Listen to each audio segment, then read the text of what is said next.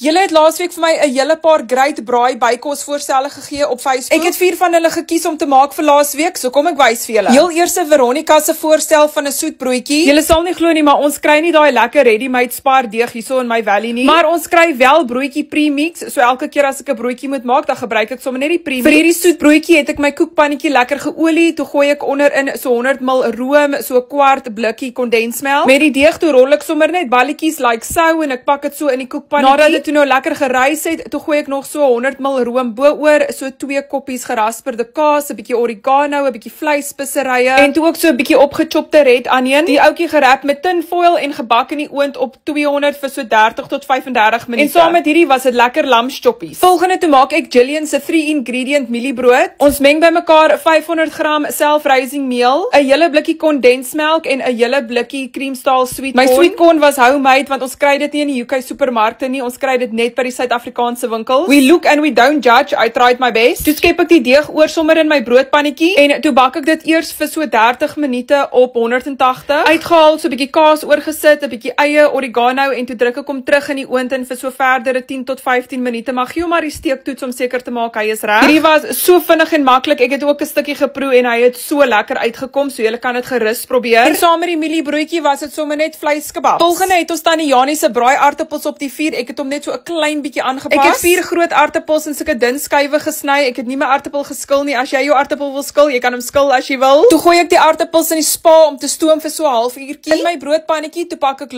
springkoek net eers. Ek was absoluut paranoid dat hierdie aartappels gaan vasbrand, so ek het so 'n bietjie botter heel onder gesit. Pak ek die laagies, dit was 'n laagie van die aartappels, room, nog 'n bietjie botter. Ek het actually vergeet van daai middelbietjie botter. Nog 'n laagie aartappels, sout en peper. Oh my word, nog botter. Ek het actually vergeet hoe baie bottertjie ingesit het. Ek was net bang dit brand vas, okay? En dan heel bo-op was 'n bietjie oregano, parsley en so 'n koppie kaas. Toe was ek nie seker wat ek moet doen met hierdie ouetjie nie, so ek het hom gebak onder by die kole terwyl die chicken wings en die garlic broodjie bo besig was om te bak. Nog nooit in my lewe was ek so uitgestres oor 'n aartappel soos met hierdie bakkie aartappels daaronder in die kole nie. Maar dit was heeltemal die moeite werd, want Sakkie het vir my gesê hierdie was nog sover die beste bykos wat ek nog ooit gemaak het. En ongelukkig het hierdie bakkie aartappels die braaier ook so uitgestres dat hy homself 'n gat ingeval het, so daar is die braaier nou ook nie meer met ons nie. Volgende toe was dit Wiandrey se verjaarsdagete. Hierdie hele video is op my page hoe ek presies alles maak. Ek het alles daar verduidelik, so ek gaan nou nie weer daardeur gaan nie, so koekeloer net op my page, dit is daar. Volgende toe was dit veronderstel om my Mincent Koch braaipaai te wees, maar ons is mos nou minus braaier, so dit was so nou maar net 'n paai. 500 gram mins gebraai in 'n bietjie olyfolie, so 2 eetlepels bistou bygegooi, so splash of water, mix,